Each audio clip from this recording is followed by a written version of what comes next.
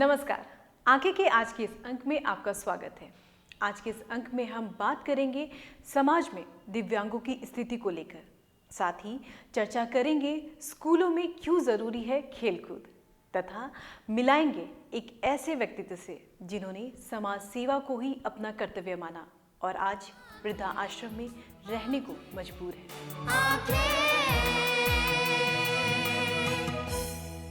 दिव्यांगों को हमारे समाज में एक अलग नजरिए से देखा जाता है। उन्हें हम कमजोर तथा लाचार और समाज से कटा हुआ समझते हैं, मगर उन्हें एक मौका तथा सहानुभूति मिले तो वे भी हमसे कम नहीं।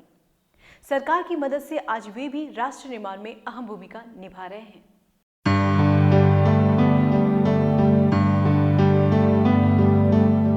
मनुष्य इस संसार का सर्वश्रेष्ठ प्राणी माना जाता है। उसके पास सोचने, समझने और करने की जो क्षमता है वो सामान्य प्राणी के पास नहीं। अपनी सामर्थ्य तथा अपनी शक्ति के सदुपयोग से वो दूसरे के अभाव को दूर कर सकता है। वह अपने मानवीय गुणों को तथा परोपकारी वृत्ति के माध्यम से दूसरों में आत्मविश्वास जगाकर उनकी हीन भावना को दूर कर सकता है। दिव्यांग भी हमारे समाज का एक अंग है। उनकी सहायता करना हमारा परम कर्तव्य है।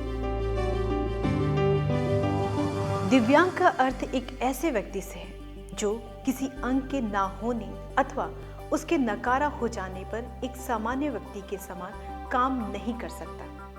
यदि कोई व्यक्ति का कोई अंग कुरूप है तथा नाक टेढ़ा होना या चपटा होना आदि विकलांगता का सूचक नहीं है।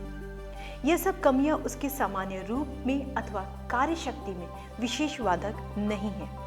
वह अपना काम एक सामान्य व्यक्ति के समान कर सकता है।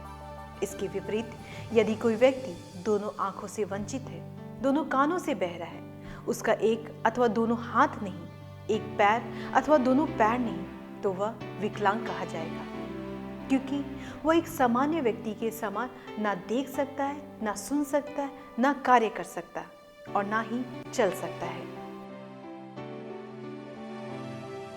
दिव्यांगता के कई कारण हो सकते हैं। व्यक्ति जन्म से अंधा हो सकता है अथवा उसका कोई अंग नकारा हो सकता है।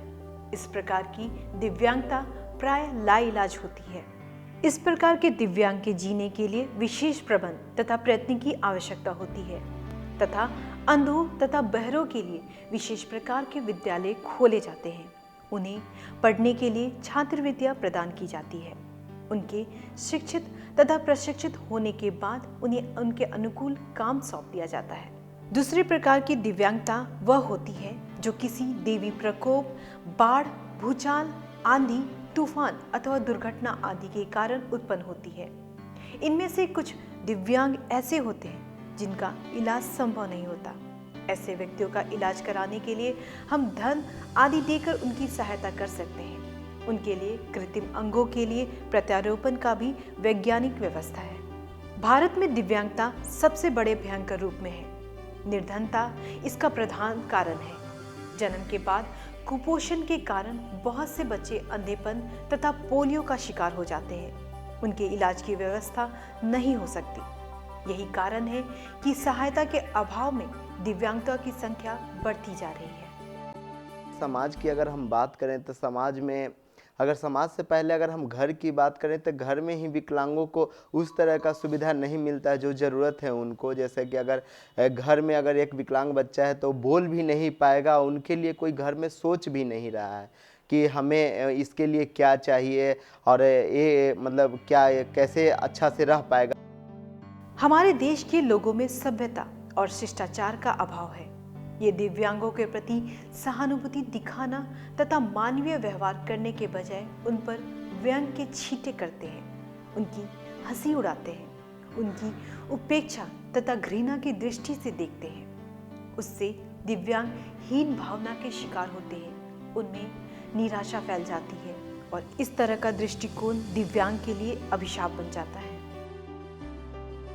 केंद्र सरकार के द्वारा हो या राज्य सरकार के द्वारा विकलांगजनों के लिए कुछ खास सोचना पड़ेगा कि उन्हें आवासीय सुविधा दे करके उनको प्रशिक्षित किया जाए। क्योंकि अगर एक संस्था अगर आकर के नेशनल स्तर पे आपको पटना में है मान लीजिए, तो उतने दूर के लोग कैसे आएंगे, प्रॉब्लम है। तो आपको छोटे छोटे टुकड़ों में उन जगहों पे उनको उस तरह की शिक्षा देनी पड़ेगी। या फिर बात करें छोटे बच्चों की जो आंगनबाड़ी में नहीं जा पा रहे, विकलांग हैं, उनके घर वाले भी इग्नोर कर रहे हैं, तो उनको वो समुचित विकास के लिए उनको हर चीज़, चाहे वो खाने के लिए बात करें या तो उनके मिड डे मील की बात करें, उनके घर में या उनको अलग से शिक्षित करके वो सारी व्यवस्था सरकार को एक पहल करना पड़ेगा।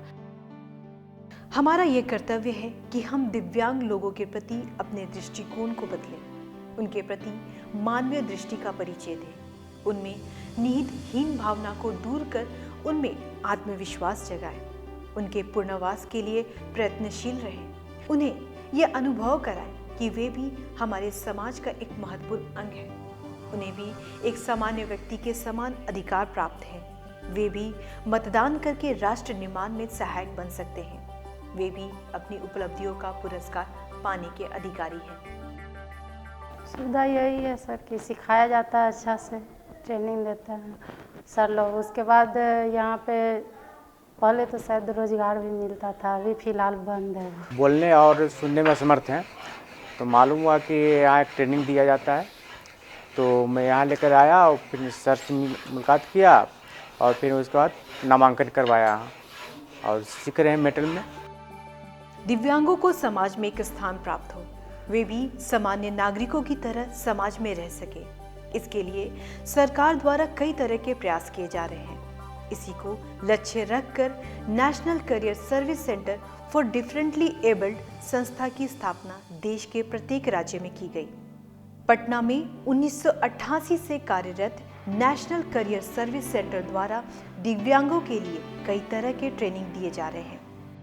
हमारे यहाँ 5 ट्रेड है: radio TV, cutting tailoring, typing short hand computer जिसको कमर्शियल नाम दिया गया है, मेटल जिसमें फिटर वेल्डर का काम सिखाया जाता है, और कारपेंट्री जिसमें कारपेंट्री का काम जिसमें बड़ी मिस्त्री के साथ साथ wood carving, chair polishing, chair knitting का काम सिखाया जाता है। लेकिन यहाँ जगह के अभाव में हम लोग जो है अपनी पूरी क्षमता का प्रदर्शन, अपनी पूरा जो हमारे अंदर जो स्किल है, हम बच्चे के अंदर में जो है पूरा स्किल नहीं दे पाते हैं। किंतु यह संस्था अपनी बिल्डिंग तथा जगह के अभाव में कई तरह के प्रोग्राम को चलाने में असमर्थ है। अगर राज्य सरकार द्वारा इन्हें जगह तथा अपनी बिल्डिंग मुहैया करा दिया जाए तो यह दिव्यांगों के लिए और भी बेहतर तरीके से समाज में दिव्यांगों को जगह दिलाने में काफी मदद कर सकेगी। अगर हौसला हो तो दिव्यांगता जैसे अभिशाप को भी परास्त किया जा सकता है। फिलहाल वक्त हो चला एक छोटे से ब्रेक का। ब्रेक के बाद हम चर्चा करेंगे क्यों जरूरी है स्कूलों में खेलकूद। ज्ञानस्थली हाई स्कूल, जहां दी जाती है हाईटेक क्लास की फैसिलिटीज, खेलने की सुविधा, स्मार्ट क्लास की सुविधा, लेटेस्ट किताबों वाली लाइब्रेरी की सुविधा, लैब की सुविधा, बच्चों के लिए कंप्यूटर क्लासेस की सुविधा, साथ ही आने जाने की facilities. Gyansthali high school, Alamganj, Patna. आपके रक्त के एक बूंद किसी की जिंदगी बचा सकती है। तो आइए हम सब मिलकर रक्तदान करें। रक्तदान महादान। जनहित में जारी।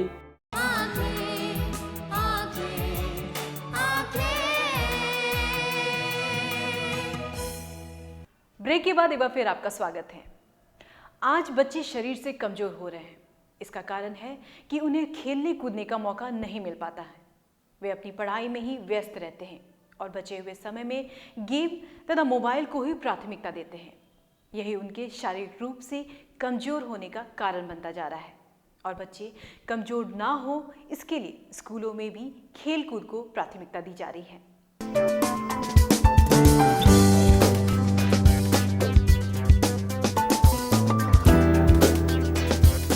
खेलकूद स्वास्थ्यवर्धक होते हैं। ये शरीर के विभिन्न अंगों को उचित संचालन में मददगार होते हैं। खेलने से शरीर का व्यायाम होता है तथा पसीने के रूप में शरीर में जमा जल बाहर निकल जाता है। खेलकूद शरीर और मन में ताजगी लाता है। इससे मांसपेशियां सुदृढ़ होती हैं। मन की ऊब मिटाने और चित्त में प्रसन्नता लाने के लिए खेलों की जितनी भूमिका है उतनी शायद अन्य किसी चीज की नहीं। खेलकूद का व्यक्तित्व के विकास में बहुत योगदान है। इनसे शारीरिक और मानसिक क्षमता में बढ़ोतरी होती है, किंतु आज के समय में खेल बच्चों से दूर होता जा रहा है। बच्चे खुले में खेलने से ज़्यादा मोबाइल, गेम तथा टीवी से चिपके रहना पसंद करते हैं, जिस कारण वे कमज़ोर तथा बीमार हो जाते हैं। हर कुछ दिनों पर अभिभावक को अस्पताल के चक्कर काटने पड़ते हैं और इसका असर बच्चों के मस्तिष्क पर भी पड़ता है। बच्चे शारीरिक रूप से कमज़ोर होते हैं और साथ ही मानसिक रूप से भी कमज़ोर होते जाते हैं। बच्चों के सर्वांगीण विकास के लिए स्पोर्ट्स की जो भूमिका है उसे नकारा नहीं जा सकता है। बच्चे a healthy mind in a healthy body, दिमाग और शरीर दोनों स्वस्थ होना चाहिए। और आजकल के दौर में बच्चे ज़्यादातर टेलीविज़न से चिपके रहते हैं और उनका सर्वांगीण विकास नहीं हो पाता है। और अगर बच्चे क्रीड़ा, खेल कूद, स्पोर्ट्स में अगर ज़्यादा रुचि लेते हैं तो उनका फिजिकल फिटनेस और उनकी आयु लंबी होती है, बीमारियों से वो बचते हैं, हॉस्पिटल बिल्स पेरेंट्स को पे करना नहीं पड़ता है। बाल्यकाल और खेलों का गहरा नाता होता है। बच्चे खेलों के माध्यम से नई नई बातें सीखते हैं। साथ ही खेल उनका साहस और आत्मविश्वास बढ़ाने में मदद करता है। खेलों से बच्चों का शरीर सुगठित होता है। दूसरे बच्चों के साथ खेलते हुए वे आपस में स्वस्थ प्रतियोगिता करना एवं सहयोग करना सीखते हैं। उनमें धैर्य, सहिष्णुता, ईमानदारी, निष्ठा जैसे गुणों का उभार होता है। वे चुस्त एवं फुर्तीले बनते हैं। साथ ही खेलों में मिली हार और जीत से वे नए नए गुण एवं अनुभव प्राप्त करते हैं। वे हार से सबक लेते हैं और अपनी कमियों को दूर करते हैं। जीत उन्हें नए उत्साह और प्रेरणा से भर देता है।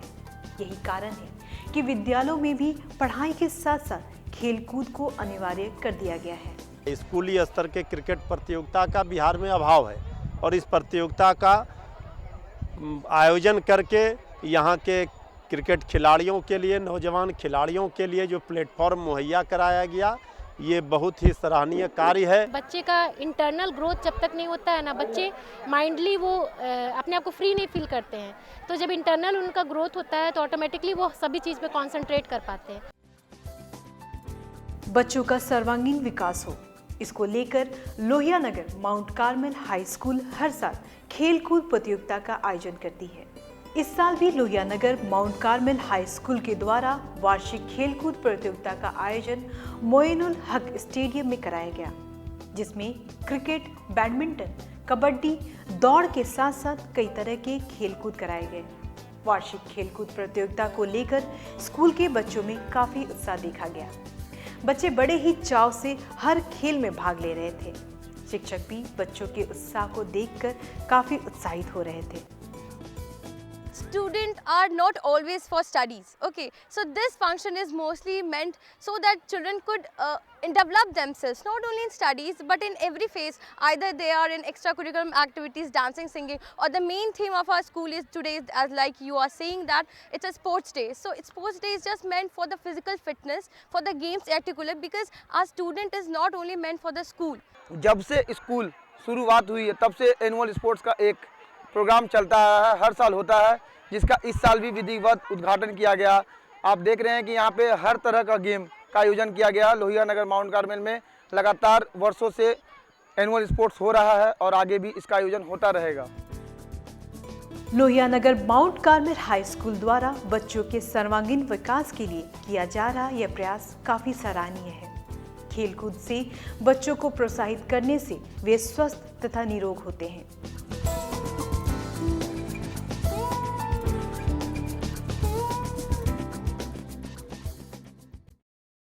बच्चों को अगर स्कूलों में खेलकूद का मौका मिले तो वे शारीरिक रूप से स्वस्थ तथा कम बीमार पड़ेंगे। फिलहाल वक्त हो चला एक और छोटे से ब्रेक का। ब्रेक के बाद हम आपको मिलाएंगे एक ऐसे बुजुर्ग से जिन्होंने अपनी सारी जिंदगी लोगों की सेवा में लगा दी। ज्ञानस्थली हाई स्कूल, जहां दी जाती है हाईटेक क्लास की फैसिलिटीज, खेलने की सुविधा, स्मार्ट क्लास की सुविधा, लेटेस्ट किताबों वाली लाइब्रेरी की सुविधा, लैब की सुविधा, बच्चों के लिए कंप्यूटर क्लासेस की सुविधा, साथ ही आने जाने की फैसिलिटीज। ज्ञान स्थली हाई स्कूल, आलमगंज, पटना। आपके रक्त के एक बूंद किसी की जिंदगी बचा सकती है। तो आइए हम सब मिलकर रक्तदान करें। रक्तदान महादान। जनहित में जारी।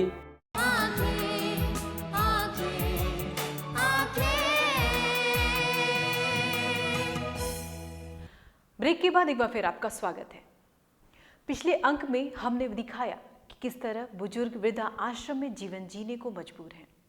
उन्हीं में से एक से आज हम आपको मिलाएंगे जिन्होंने अपनी सारी जिंदगी लोगों की सेवा में लगा दिया और आज वे खुद वृद्धा आश्रम में रहने को मजबूर हैं। मत खींचो तुम दीवारे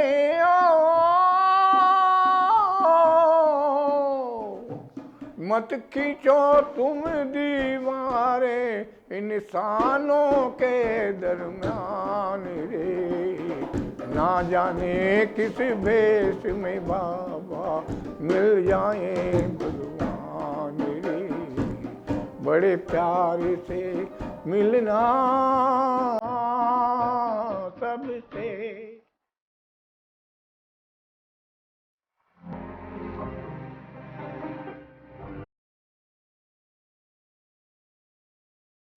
पचासी वर्षीय ये हैं लोकमान्य तिलक।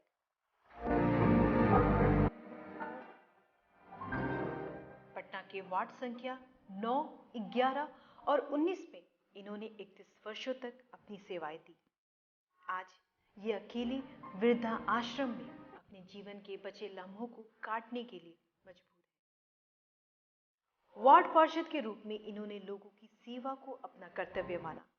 शायद यही कारण रहा कि इनकी पत्नी इन्हें छोड़कर चली गई। महात्मा गांधी को आदर्श मानने वाले लोकमान्य तिलक को जब 1977 में कर्मचारियों के हड़ताल होने के बाद कर्पूरी जी ने आग्रह किया तो ये खुद लोगों के घरों की गंदगी को साफ करने निकल पड़े। जाति के ब्राह्मण होने के बावजूद इन्होंने अपने वार्ड के लोगों के घरों की गंदगी को साफ किया। यह देख उनकी पत्नी इनसे नाराज हो गई और इन्हें छोड़कर चली गई। हमने एक जगह मैरिज की थी, एडजस्टमेंट नहीं हो सका क्योंकि हम गंदा काम करते थे, उससे घृणा थी। जैसे 1977 में जो स्ट्राइक हुई निगम की, उसमें कर्पूरी जी के आग्रह पर पटना सिटी में जाके एक दिन में 35-36 पर खाना काटते थे, उसको ढोते थे। लोगों ने कहा कि देखिए आप ब्राह्मण हो के ये सब काम करते हैं। हमने कहा महात्मा गांधी भी इसको किए, वैसे वो महात्मा कहलाए। हम तो महात्मा नहीं बन सकते, उनकी चरण की धूल भी नहीं है, लेकिन कुछ तो अनुकरण करें। तो इसलिए उन लोगों को घृणा थी। किंतु लोकमान्य तिलक जी ने हार नहीं मानी और अपने वार्ड के लोगों की सेवा करते रहे। लोकमान्य तिलक मानव सेवा संघ के सदस्य भी रहे। इन्होंने ऐसे मरीजों की सेवा की जिनका कोई नहीं होता था। जो मरीज पीएमसीएच में लावारिस रूप से आते थे, ये उनकी मदद तथा सेवा किया करते थे। वार्ड काउंसलर का मतलब है नगर के पिता। पिता के रिश्ते में सभी संतानें बराबर होती हैं। ना कोई हिंदू है, ना मुसलमान है, ना सिख है, ना ईसाई है, ना मेस्तर है, ना डोम है, ना मुसर है, ना ब्राह्मण है। सबका एक ही कर्म है। और मानव सेवा संघ के भी हम सदस्य रहे हुए हैं। स्वामी शरणानंद महाराज जी के माध्यम से हमने ग्रहण की है शिक्षा, और अस्पताल में भी 15-16 साल तक ऐसे मरीजों की जाके सेवा किया करते थे जिसको कोई नहीं देखने वाला था। मानवता में विश्वास रखने वाले लोकमान्य तिलक आज ग्लूकोमा से पीड़ित हैं और कमर में चोट लगने के कारण चलने फिरने में असमर्थ अकेले अपने जीवन के बचे दिनों को काट रहे हैं। वृद्धा आश्रम को ही अपना घर मान चुके हैं और यहाँ के सभी लोगों को भाई बहन मान आज भी दूसरों की मदद करने के लिए तैयार है। ईश्वर स्वयं बोलते हैं ना, जो तुम आवे एक पग मैं हूँ पग 60, जो तुम लोहे काट सो मैं लोहे की लाठ। अगर उनके साथ कुछ ये कीजिएगा तो वो आपके साथ दूसरा व्यवहार करें, क्योंकि प्रकृति का नियम है। हमने कुछ गलतियां की जिसके बदले में हमें ये गुलकोमा हुआ। यहाँ बहुत आनंदमय जीवन बीत रहा है, और क्योंकि एकांतवास नहीं है, घर में अगर रहते तो कोई रात को देखने वाला नहीं होता, कोई ना कोई अपने में मस्त रहते। लेकिन क्योंकि यहाँ 24 घंटा देखने के लिए आदमी तैयार अगर नहीं है तो जो दूसरे वृद्ध लोग हैं वो लोग सेवा करते हैं। आज समय बदल रहा है तो नई पीढ़ी की सोच तथा जीवन जीने की शैली में भी परिवर्तन हो रहा है। इसका सीधा प्रभाव परिवारों पर पड़ रहा है। आज के युवा जीवन में किसी का हस्तक्षेप पसंद नहीं करते, फिर चाहे वे अपने माता पिता ही क्यों ना हो। आज के युवा अपने करियर को लेकर बहुत ज्यादा असुरक्षित महसूस करते हैं। अपने लिए जिए तो क्या जिए, तो जिए दिल जमाने के लिए। अगर ईश्वर को प्राप्त करना है तो सब में ईश्वर का दर्शन कीजिए और सबकी सेवा करते रहिए। ईश्वर की सेवा ना करके आप उनकी सेवा करेंगे तो ईश्वर स्वयं प्रसन्न हो जाएंगे।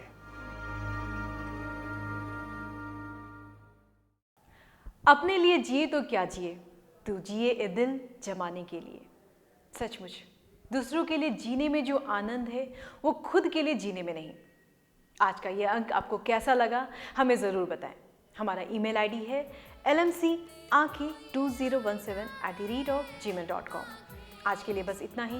मिलेंगे अगले अंक में कुछ नए मुद्दों के साथ। तब तक के लिए हमें दीजिए इजाज़त। नमस्ते।